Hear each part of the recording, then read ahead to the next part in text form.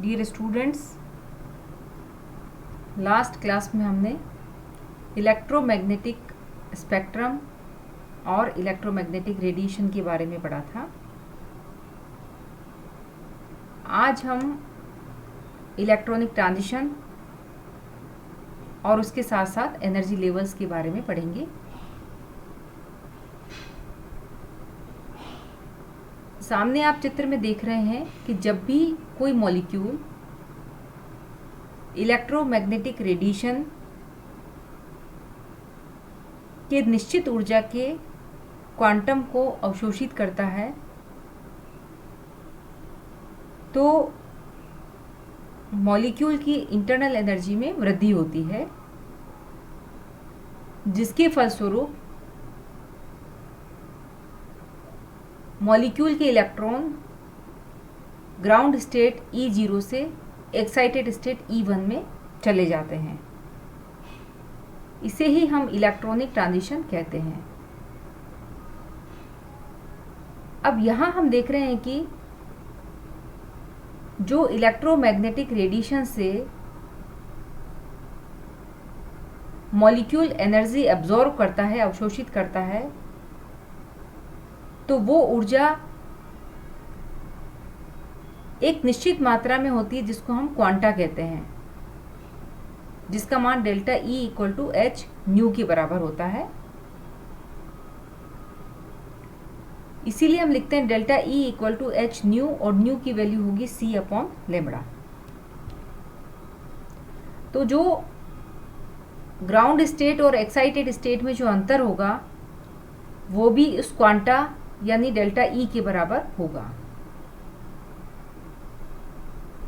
तो इस प्रकार से ये पूरी प्रक्रिया कहलाती है इलेक्ट्रॉनिक ट्रांजिशन, जिसमें कोई मॉलिक्यूल इलेक्ट्रोमैग्नेटिक रेडिएशन के क्वांटा को अवशोषित करके ग्राउंड स्टेट E0 से एक्साइटेड स्टेट E1 में चला जाता है। इस प्रकार के ट्रांजिशन को ही हम इलेक्ट्रॉनिक ट्रांजिशन कहते हैं। किसी भी मॉलिक्यूल की जो इंटरनल एनर्जी होती है उसको हम 3 भागों में बांट सकते हैं। इलेक्ट्रॉनिक ऊर्जा, दूसरी होगी कंपन ऊर्जा जिसको वाइब्रेशनल एनर्जी कहेंगे, और तीसरी होती है रोटेशनल एनर्जी।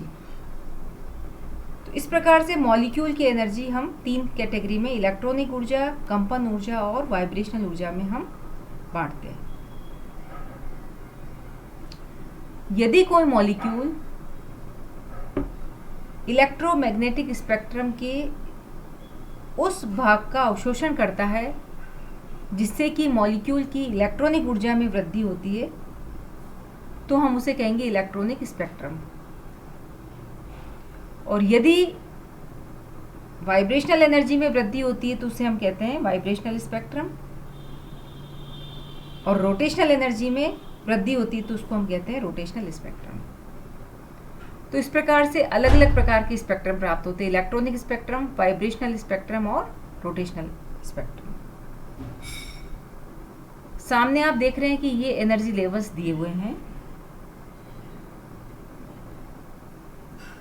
अगर फर्स्ट वाला देखिए आप, E0 और E1 लिखा हुआ है, यह इलेक्ट्रॉनिक स्पेक्ट्रम है एक्चुअली, जहां पर कि इलेक्ट्रॉनिक एनर्जी लेवल के अंदर ट्रांजिशन होता है। यदि इलेक्ट्रोमैग्नेटिक स्पेक्ट्रम के उस भाग का अवशोषण करता है कोई अणु जिससे कि उसकी इलेक्ट्रॉनिक ऊर्जा में वृद्धि होती है, तो इलेक्ट्रॉनिक स्पेक्ट्रम प्राप्त होता है। इस प्रकार प्रत्येक ट्रांजिशन के संगत अवशोषण स्पेक्ट्रम में एक बैंड प्राप्त होता है। यदि वाइब्रेशनल ऊर्जा में वृद्धि होती है तो उसको वाइब्रेशनल ट्रांजिशन, और रोटेशनल ऊर्जा में वृद्धि होती है तो उसको हम रोटेशनल ट्रांजिशन कहते हैं।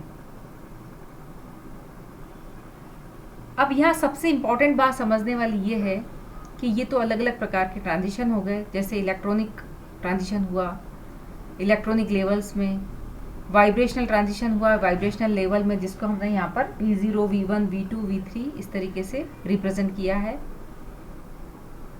रोटेशनल ट्रांजिशन हुआ है रोटेशनल लेवल में, जिसको हम J से रिप्रेजेंट करते हैं। 1, 2, 3, 4 होता है। J की वैल्यू 0 कभी नहीं होती है, J की वैल्यू 1 से स्टार्ट होती है वाइब्रेशनल रोटेशनल लेवल में, और वाइब्रेशनल लेवल में V की वैल्यू V0 से स्टार्ट होती है, और इलेक्ट्रॉनिक लेवल के अंदर E0, E1, E2 इस तरीके से। तो यहाँ हम देख रहे हैं कि यदि मॉलिक्यूल के इलेक्ट्रॉनिक एनर्जी लेवल पर ट्रांजिशन होता है तो इलेक्ट्रॉनिक एनर्जी में उसकी इलेक्ट्रॉनिक वाइब्रेशनल और रोटेशनल एनर्जी का भी समावेश होता है। यानी इलेक्ट्रॉनिक ट्रांजिशंस हैं E0 और E1, तो इसके अंतर्गत आते हैं ये वाइब्रेशनल V0, V1 और V2, और वाइब्रेशनल के अंतर्गत आ जाते हैं रोटेशनल। तो यदि मॉलिक्यूल में अगर इलेक्ट्रॉनिक एनर्जी लेवल में ट्रांजिशन होगा तो वाइब्रेशनल एनर्जी लेवल और रोटेशनल एनर्जी लेवल भी उसके अंदर विद्यमान रहते हैं। यदि वाइब्रेशनल एनर्जी लेवल के अंदर ट्रांजिशन होगा तो उसमें रोटेशनल एनर्जी लेवल विद्यमान होते हैं, लेकिन रोटेशनल एनर्जी लेवल के अंदर ट्रांजिशन होगा तो वो प्योर रोटेशनल स्पेक्ट्रा ही प्राप्त होगा। तो इस प्रकार से हमें इलेक्ट्रॉनिक स्पेक्ट्रा प्राप्त होते हैं, वाइब्रेशनल रोटेशनल स्पेक्ट्रा प्राप्त होते हैं, और प्योर रोटेशनल स्पेक्ट्रा भी प्राप्त होते हैं। तो किसी भी कंपाउंड का मॉलिक्यूलर स्ट्रक्चर अगर हमें पता करना होगा तो उसके सारे हमको ट्रांजिशंस भी पता करने होते हैं। हर टाइप का स्पेक्ट्रा हमें देखना होता है। मॉलिक्यूल अगर इलेक्ट्रोमैग्नेटिक रेडिएशन को ऑब्जर्व करता है तो इलेक्ट्रॉनिक ट्रांजिशन होगा और वाइब्रेशनल ट्रांजिशन भी होगा और रोटेशनल ट्रांजिशन भी होगा। तो मॉलिक्यूल की जो टोटल एनर्जी होती है वो इंक्रीज हो जाती है। बस आपको इतना ही ध्यान रखना है कि जब भी इलेक्ट्रॉनिक ट्रांजिशन होगा तो वाइब्रेशनल और रोटेशनल उसमें साथ में होंगे, वाइब्रेशनल ट्रांजिशन होगा तो रोटेशनल उसके साथ होगा, और रोटेशनल होगा तो वो प्योर रोटेशनल ट्रांजिशन होगा। अब हम बात करेंगे टाइप ऑफ स्पेक्ट्रा की। मुख्य रूप से स्पेक्ट्रम को हम दो भागों में बांटते हैं, एब्जॉर्प्शन स्पेक्ट्रम और इमिशन स्पेक्ट्रम। एब्जॉर्प्शन यानी अवशोषण स्पेक्ट्रम क्या है कि किसी स्रोत से प्राप्त प्रकाश को जब अवशोषण करने वाले माध्यम से गुजारा जाता है और परिणामी प्रकाश को हम अगर स्पेक्ट्रोस्कोप से स्पेक्ट्रोफोटोमीटर से देखते हैं तो जो स्पेक्ट्रम प्राप्त होता है उसे हम अवशोषण स्पेक्ट्रम कहते हैं। इस प्रकार के स्पेक्ट्रम में चमकीले पर्दे पर काली रेखाएं दिखाई देती हैं, और ये काली रेखाएं क्या दर्शाती हैं? ये दर्शाती हैं कि प्रकाश का यह भाग माध्यम के द्वारा अवशोषित किया गया। इसीलिए हम इसको कहते हैं अवशोषण स्पेक्ट्रम, जिसमें कि चमकीले शाइनिंग पर्दे पर काली रेखाएं दिखाई देती हैं।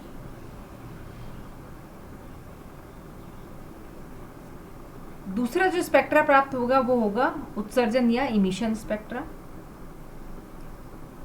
ये कैसे प्राप्त होता है कि जब किसी दीप्त प्रकाश स्रोत से उत्सर्जित विकिरणों को सीधे ही स्पेक्ट्रोस्कोप से देखा जाए, डायरेक्ट देखा जाए, तो जो स्पेक्ट्रम प्राप्त होता है उसको हम उत्सर्जन स्पेक्ट्रम कहते हैं।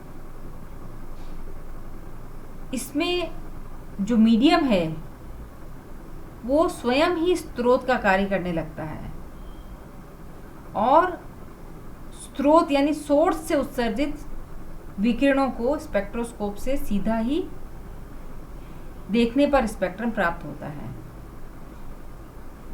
तो इसमें काले पर्दे पर चमकीली रेखाएं दिखाई देती है, उसका उल्टा, उसमें चमकीले पर्दे पर काली रेखाएं दिखाई देती क्योंकि वो अवशोषण होता है, जबकि यहाँ पर उत्सर्जन होता है, इसलिए इसमें काले पर्दे पर चमकीली रेखाएं दिखाई देती हैं।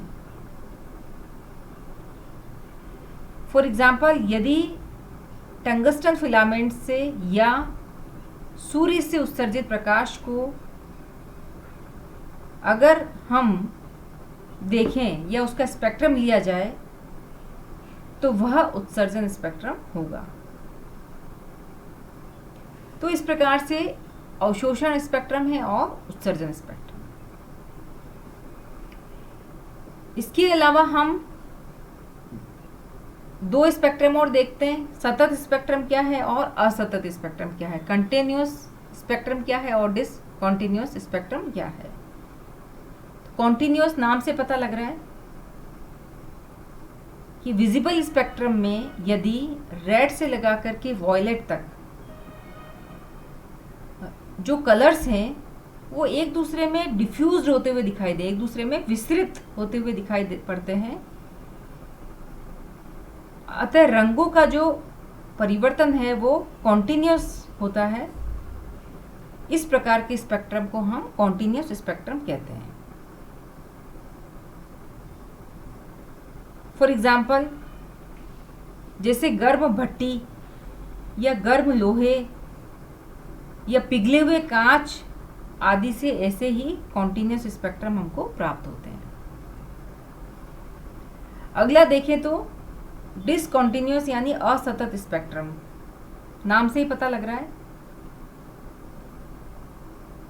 इस प्रकार के स्पेक्ट्रम हमें दिखाई देने की दृष्टि से कॉन्टिन्यूअस नहीं होते हैं। इसको पुनः हम दो भागों में बांट सकते हैं। फर्स्ट, लाइन स्पेक्ट्रम, जिसे हम एटॉमिक स्पेक्ट्रम भी कहते हैं। नाम से ही पता लग रहा है कि यह स्पेक्ट्रम एटम के द्वारा दिया जाता है और इसमें किसी भी एलिमेंट की वाष्प से जो प्रकाश उत्सर्जित होता है उस प्रकाश को हम किसी स्पेक्ट्रोस्कोप से देखने पर हमें लाइंस दिखाई देती है और इस प्रकार के स्पेक्ट्रम को ही हम लाइन स्पेक्ट्रम या रेखीय स्पेक्ट्रम कहते हैं। सेकंड जो है बैंड स्पेक्ट्रा। बैंड स्पेक्ट्रा नाम से ही पता लग रहा है कि यह स्पेक्ट्रम मॉलिक्यूल के द्वारा प्राप्त होता है, इसीलिए हम इसको मॉलिक्यूलर स्पेक्ट्रम भी कहते हैं। और इस प्रकार के स्पेक्ट्रम बैंड के एक समूह के रूप में दिखाई देते हैं जो एक्चुअल में बहुत पास पास सटी हुई कई रेखाओं से मिलकर के बना होता है। तो इस प्रकार से हम विभिन्न प्रकार के स्पेक्ट्रम की बात करें तो हमें नाम से स्पष्ट होता है और आगे जो हमें पढ़ना है वो मॉलिक्यूलर स्पेक्ट्रम के बारे में पढ़ना है, जिसमें मुख्य रूप से हमें बैंड स्पेक्ट्रा प्राप्त होता है।